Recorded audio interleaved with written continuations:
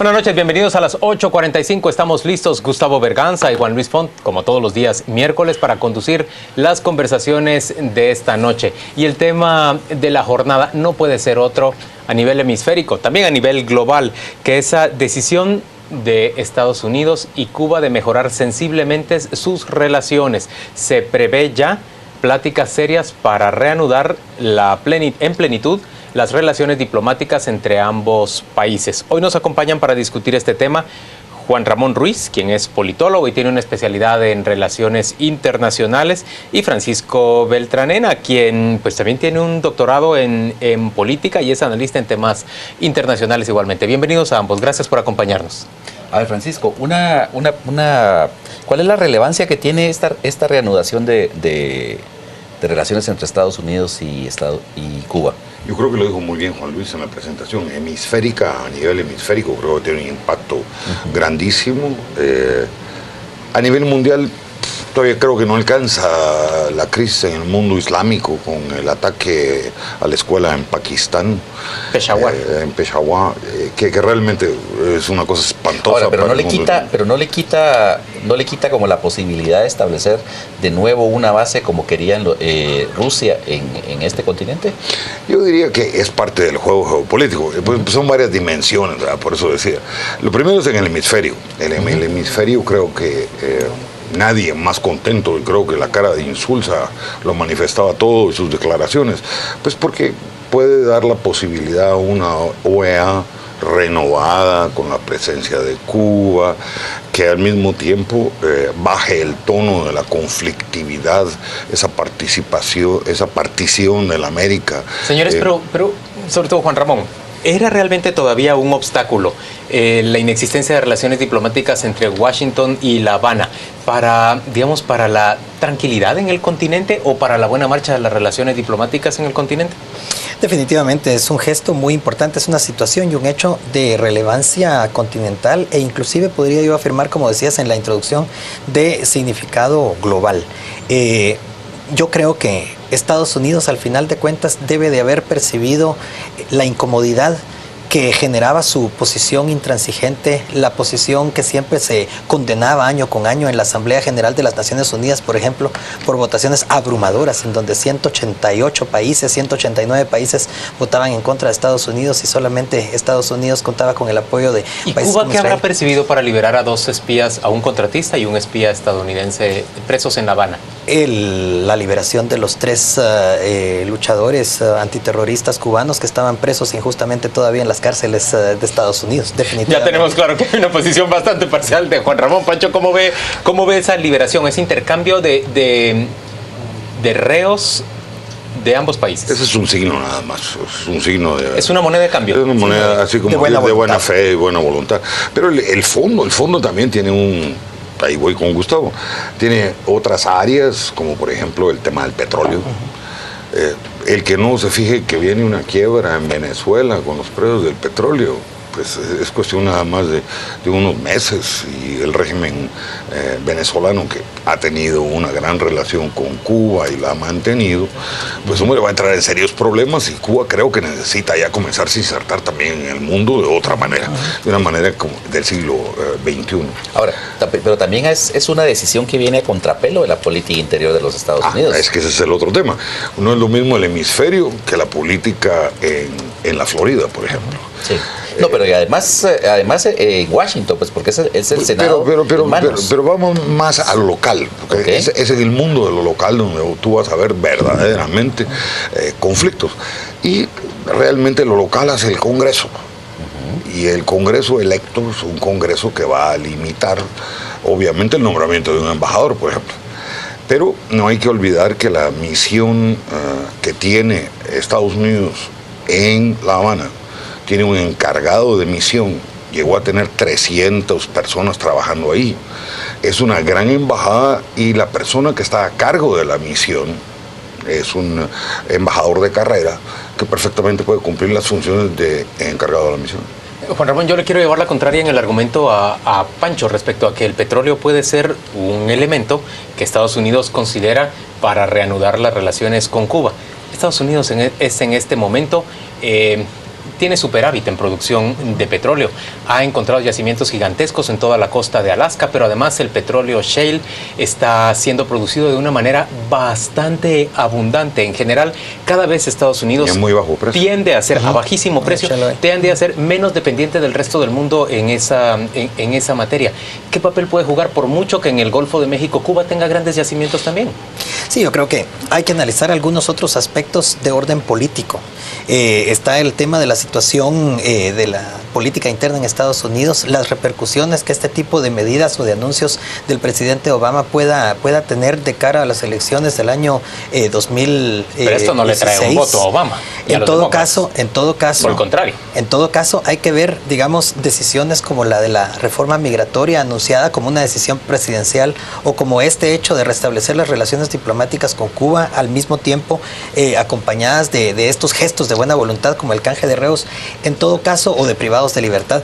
En todo caso, son gestos audaces. Hoy en la tarde el mismo vocero de la Casa Blanca no descartaba la posibilidad de una visita del presidente Obama a Cuba en los 2 años que le quedan todavía de su mandato.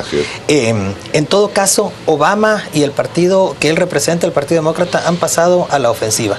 No tienen nada más que perder después de los últimos resultados electorales de las elecciones de medio término en noviembre, y de alguna manera el cálculo de ellos es pasar a la ofensiva y tratar de recuperar algunos sectores, y tratar también de recuperar, de hacer puntos a nivel mundial en términos de su actuación geopolítica, ¿verdad? Como parte del G8, como parte del G20, y recuperar de alguna manera algún tipo de liderazgo. Por otro lado, yo creo que no solamente debemos de analizar la política interna norteamericana, sino debemos de ver también desde el lado cubano, desde la perspectiva cubana, lo que esto significa: un fortalecimiento del gobierno de Cuba, un triunfo. Un gobierno muy pobre y realmente a punto de perder a un aliado estratégico como Caracas. Un triunfo de alguna manera también para el gobierno cubano, para la revolución de Cuba, de cara a su pueblo, de cara a su población, sobre todo ahora que, después de lo importante de los hechos del día de hoy, pero que no son la solución de todo, todavía queda un largo camino por recorrer para lograr el fin del bloqueo económico, el bloqueo comercial. Ese es el otro paso, ¿verdad? El bloqueo, ¿verdad, Pancho? Sí, el bloqueo no se puede levantar. ¿Por qué? Porque es una ley. Es una ley emitida por el Congreso. Y porque los republicanos tienen mayoría en las 2 cámaras. Y que esa ley la van a bloquear durante el periodo navideño, llegará el año nuevo, juramentará el nuevo Congreso y vendrá el bloqueo. O sea, yo creo que el bloqueo va para largo. Pero sí hay otro elemento que hay que mencionar, ¿verdad? La participación del Papa Francisco, un actor geopolítico que regresa a la Santa Sede con una visión diferente, pero también un actor latinoamericano, que eso le da más vigencia, digamos, a esta participación de la integración de Cuba en el modelo hemisférico. Y el tema que tú decías, ese de un fortalecimiento de la revolución, yo te diría que qué difícil va a ser el discurso ahora de cualquiera, porque ahora no le van a echar la culpa al imperialismo yanqui, le van a echar la culpa al enemigo, o ahora vamos a motivar una relación adecuada de insertarnos en este Caracas, ¿verdad? Se va a ver, el señor Maduro se va a ver en dificultades. ¿Cómo mantener esa retórica anti-yanqui ahora que, digamos, su gran aliado en términos ideológicos en el Caribe se amiga de nuevo con Estados Unidos? Sí, yo no diría que será una cuestión de discurso o de seguir buscando a ver a quién se le echa la culpa. Yo creo que definitivamente va a ser una oxigenación, va a ser un alivio también para algún tipo de medidas económicas y políticas en seguimiento a las resoluciones del 6º Congreso del Partido Comunista de Cuba, por ejemplo, y algunas transformaciones y cambios de orden socioeconómico en Cuba. Y en el caso de Venezuela será también de alguna manera, en todo caso, un factor o un elemento que pueda servir también como válvula de escape a ciertas tensiones que se han dado en Venezuela o que podrían darse en algunos otros países del ALBA, en el sentido de tener a un gobierno de Estados Unidos ya no opuesto radicalmente y atacando radicalmente y tratando de asfixiar otros sistemas u otro tipo de gobiernos, otro tipo de estados. Yo retomaría ahí las palabras del presidente Raúl Castro expresadas el día de hoy, en el sentido de decir, tenemos que aprender a convivir aún con nuestras diferencias. Creo que eso aplicaría tanto para Cuba como para Venezuela. Ahora, un dato sobre lo del bloqueo. Sí hay algunas acciones ejecutivas constructivas que puede hacer el Sí. presidente. Una de ellas es lo de las remesas. Permitir el incremento, por ejemplo, del envío de remesas de parte de ciudadanos norteamericanos cubanos a Cuba. Hay varios elementos y justamente en la línea de lo que apuntaba Pancho, que el presidente Obama a través de lo que aquí en Guatemala serían acuerdos gubernativos, ¿verdad? Es decir, decisiones del presidente, en este caso Estados Unidos, puede ir disminuyendo y puede ir alivianando en el sentido del bloqueo. Si bien es cierto, el bloqueo, el embargo económico es una ley del Congreso, ¿verdad? Que tiene que pasar por el Senado y el Congreso, pero sí hay muchos elementos que precisamente pueden irse alivianando de tal manera que la ley esta del bloqueo quede prácticamente vacía o casi vacía y vaya perdiendo poco a poco materia. ¿Cómo va a quedar la dinámica del ALBA? Yo creo complicadísima, primero con la quiebra, yo pronostico de Venezuela. O sea, Venezuela... ¿Tanto así? ¿Lo pronosticas por la caída de los precios del petróleo? Sí, es que lo que pasa es que ya bajó de $60. El costo de Venezuela es muy alto, porque lo que le quedan son los pesados del Orinoco. No así, por ejemplo, Noruega es el país que es más barato, el break-even es $40. O sea, todavía tiene el margen de 18 Noruega, pero ya Venezuela está perdiendo plata desde hace rato. Y parte del problema que ellos tienen es que mucho de lo que donaron, mucho de lo que regalaron, mucho de lo que prestaron a muy bajas tasas de interés era inversión y desarrollo de PDVSA, que era la que debería haberle bajado los costos con inversión de tecnología en el desarrollo de los nuevos petróleos del Orinoco. Señores, ¿qué ocurre para Guatemala frente a este nuevo panorama? ¿Se abre unas posibilidades nuevas? ¿Va Cuba rumbo a abrirse a la inversión estadounidense? ¿Va Cuba a abrirse plenamente a los capitales foráneos? ¿Tiene Guatemala un papel que jugar o una oportunidad que aprovechar, Juan Ramón? Bueno, yo creo que antes de ver también ese tipo de evolución, hablaría yo de los beneficios que este tipo de medidas puede traerle a la población cubana directamente, ¿verdad? No necesariamente viéndolo desde el punto de vista de que Cuba se abra a la inversión extranjera y del rol de Guatemala, sino que en todo caso los beneficios que esto puede representar para la población que habita en la isla de Cuba. Y en todo caso, la inversión extranjera en Cuba es permitida y es posible desde hace mucho tiempo, desde siempre. ¿No crees que cambie nada entonces reglas para Guatemala? Para Guatemala podría eventualmente esto significar también mayores posibilidades de intercambio y fortalecimiento de relaciones comerciales, pero también de relaciones políticas con Cuba, ya sin el temor del castigo, digamos, a partir de la ley Torricelli o Helms-Burton y todas estas medidas restrictivas que había impuesto absurdamente, tendría que decir yo, Estados Unidos a partir de gobiernos anteriores. Yo creo que en ese sentido, no solamente para inversionistas, sino también para otro tipo de intercambios de nivel político, de nivel cultural, de nivel deportivo, de nivel más allá de lo que ya existe. Y no dejaría yo de mencionar tampoco lo de la misión médica cubana presente Pancho, aquí en Guatemala, que puede también ampliarse y fortalecerse ese intercambio. No, sí, ya está abierta. Guatemala tiene relaciones diplomáticas, comerciales, tenemos amplísimas inversiones en farmacéuticas, sobre todo.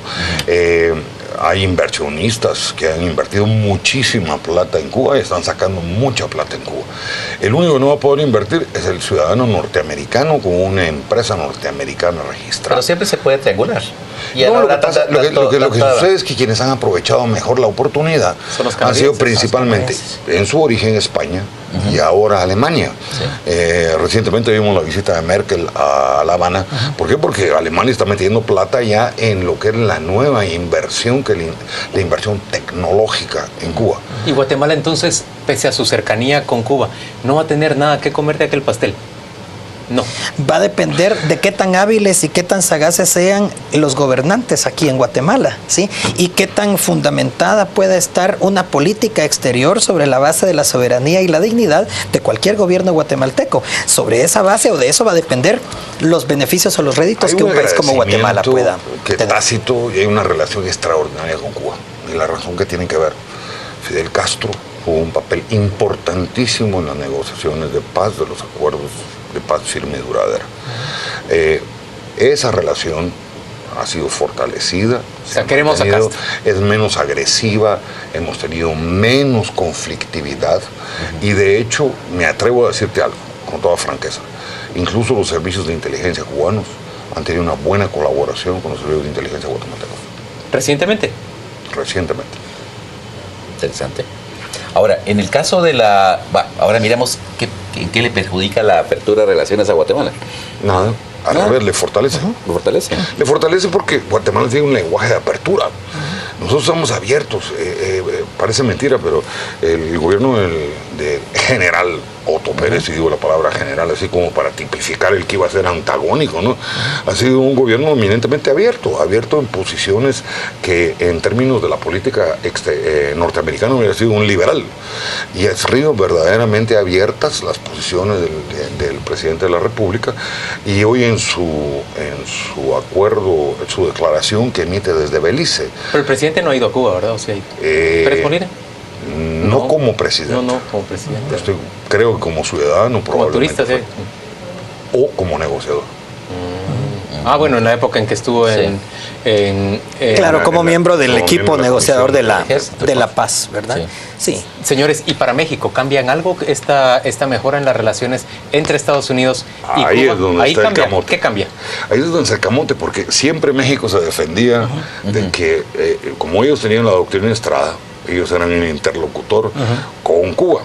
Y mientras eso sucedió, aprovecharon los 50 años de la Revolución Cubana para sacar adelante Acapulco, Zihuatanejo, Cancún, Huatulco y consolidar la industria del turismo. Mientras que Cuba perdía hasta que vinieron las inversiones de parte de los españoles en turismo, que medio arreglaron algo del turismo en Cuba. ¿A México puede afectarle en su flujo de el día que se turistas? establezcan las relaciones abiertas a 90 millas, teniendo unas playas que son, perdón por la expresión a los mexicanos, mejores que las de los mexicanos, con boletos que probablemente van a ser infinitamente más baratos por la longitud del vuelo, eso va a ser de una atracción enorme. En todo caso, acontecimientos como los de hoy benefician a todos los actores, siempre y cuando se sepa también aprovechar en la justa dimensión este tipo de restablecimiento de relaciones diplomáticas, este tipo de acercamientos.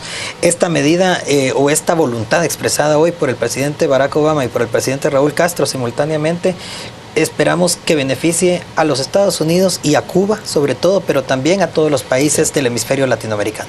Bueno, señores, gracias a ambos. A ver, un último detalle. Hoy en la reunión de SICA coincidió con el tema, y ya había tomado posesión el presidente de la República de la presidencia pro tempore de SICA, y una declaración de SICA también felicitando la situación. Es decir, que agarra un liderazgo coincidental por tiempo, por momento, hacia esa apertura. Y creo yo que esto debe bajar la intensidad de la conflictividad en Guatemala.